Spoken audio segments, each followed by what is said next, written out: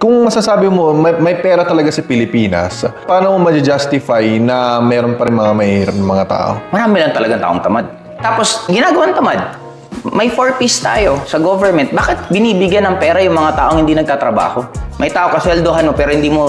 O kahit wala kang gawin, bibigyan kita. Magtatrabaho po ba yan? Masyado natin binibida for the poor, mga slogan ng politiko, lagi for the poor, for the poor, for the poor. Eh bakit hindi ang ayusin yung mga nagtatrabaho? Bakit hindi lagyan ng mga benefit na dagdag yung mga nagtatrabaho maayos para yung mahihirap, mamamotivate na ayusin ko buhay ko para maging katulad din nila ako. Eh laging yung mahirap, binibigyan ng bahay, binibigyan libreng tirahan, imbis yung nagtatrabaho sana ang bigyan na lang, eh ngayon, lalo yung mahirap, magiging mahirap na lang ako. Inaalagaan pa ako ng politiko, binibigyan ako ng mga ganitong benefit, ganitong, yun, ganun siya. So, ibig sabihin nun, tutol ka sa ganong strategy ng gobyerno? Paano matututo ang isang tao kung ibibaby mo? Sa Diba bagay. parang ako, may anak ako. Anak ko pag nadapa, stand up.